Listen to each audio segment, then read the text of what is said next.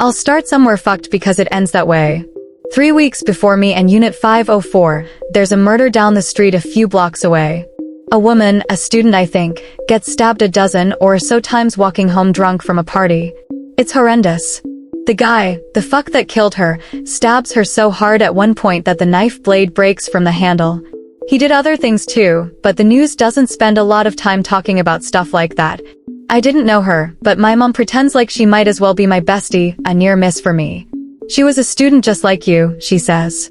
Pretty just like you. Mom sends me websites with crimes in the area displayed in little colored circles. Robberies, a couple. Stolen cars, a few. Theft, minor assault, it's a college town. No arson, one old burglary.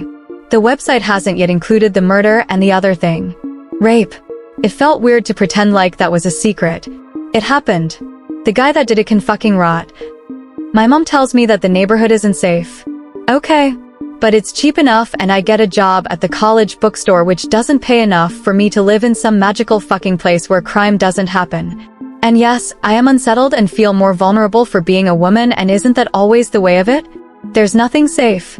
It's a city, a smallish one, but a city nonetheless. Someone sold coke to those rich kids on Gossip Girl, right? They had maids and cocktail parties and evening gowns. Crime is everywhere. I promise my mom I'll be safe. I'm a grown-up. Kinda. And I'm staying on my cousin Ronald's couch until I find a place of my own.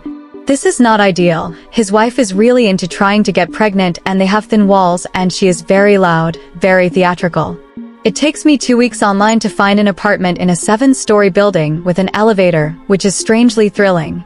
I don't know if my mom's attitudes toward urban safety are a giveaway, but I'm from the suburbs and we don't have what I ridiculously first thought of as a skyscraper. Provincial me. Now, I'm stupid when it comes to the real world. I'll admit that. To me, there are the suburbs where things are boring and people go to Target or Sweet Frog to hang out, and then there's the city where everything else is possibly normal.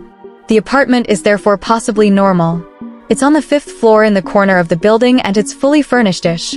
The landlord, a man named Harold, tells me on the phone that the previous tenant skipped town in a hurry and left everything behind. It's all mine if I want it. He didn't leave because the place is like haunted?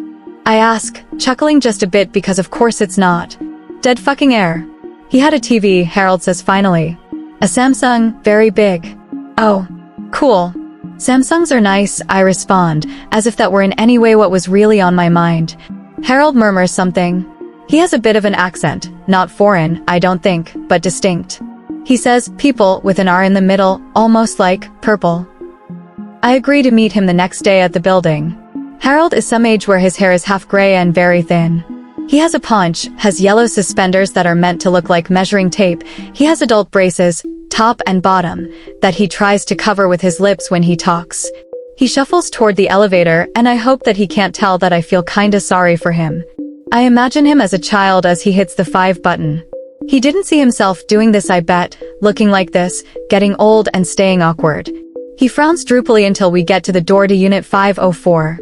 Then he half smiles the way someone does for the family member of someone who died. Sorry about the mess, miss, he mumbles. Sorry instead of sorry.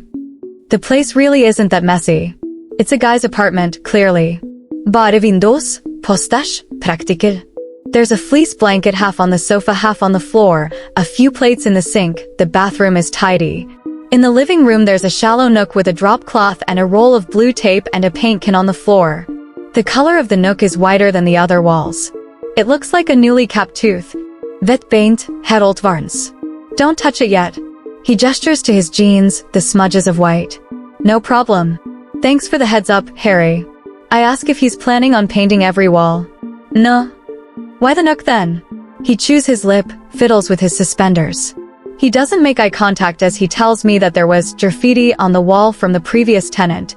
Something weird. Harold and his sister tried to get up the candle wax and the other stuff. The smell should be gone by the time I move in if I want the place. Graffiti? Other stuff? My interest is morbidly piqued. I pry. But all I get out of Harold is that there was some kind of shrine. He doesn't elaborate other than to say that the tenant was a problem. He does offer to take $200 off the first month's rent because I seem like a nice regular girl. So, I don't particularly believe in ghosts or demons or anything like that. I believe in fear. I believe in looking at clouds and seeing things because your brain wants everything to mean something. I believe in drunk pretty students getting brutalized by human garbage. I know that occasionally some beautiful Gothic mansion with a grim story sits empty despite having a great price. Clearly, rational home buyers will allow themselves to believe in ghosts enough to pass up a deal. But I am a renter on a budget. $250? I counter. Curtains and rugs are outrageously expensive. He shuffles. Done. I move in 2 days later. And that first day, I try to keep busy. Like I said, ghosties, no. Not a thing for me. But fear, especially the irrational kind, I've got that. I take down Mr. Graffiti's posters except for one that I actually kinda like. I empty food from the fridge. Mr. Graffiti has left a case of beer and half a bottle of whiskey. I find pot in the bedroom, condoms which I will not be using, lots and lots of clothes. It's strange. It almost seems like he left intending to return. The more I think about that and the shrine, the more little sounds and little feelings of unease begin to fill the silent moments. Scratches, creaks, footsteps. I look up the way a scared squirrel sometimes does more times than I'd care to admit. I play music, podcasts, I bag boy clothes, I go out for sushi with cousin Ronald and his wife. Ronald, who is much closer to my age than my mom's, says that he would have been thrilled to inherit booze from a stranger at 19. He theorizes that the shrine was satanic and that Mr. Graffiti was probably taken to hell in a ritual gone amiss. His wife, Clara, rolls her eyes and fumbles with tuna. She asks if I've met any good-looking people at work. Nope. She doesn't say good-looking girls, but I know she's making an effort to be an awkward ally. We make small talk. College, majors, television. Then Clara fucks me up. What if the tenant killed himself in the apartment? And they don't want to say. What the fuck, Clara? I've listened to your porn star auditions. You've made me fruit salad. I thought we were friends. I say nothing because, cards on the table, it does make some sense and I hate it. And then I go back to my suicide apartment and try not to think about it. I turn on the absurdly large TV. Mr. Graffiti's Netflix is still logged in. His name is Dean.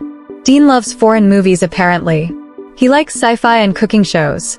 Suddenly he feels real in a way that I could overlook when he was just posters and everything else. I drink one of Dean's beers, watch one of Dean's shows, hear a thump behind me, and a quiet sort of growl. The Nook. The apartment is on the corner of the building. The Nook is on an outside wall, 5 stories up.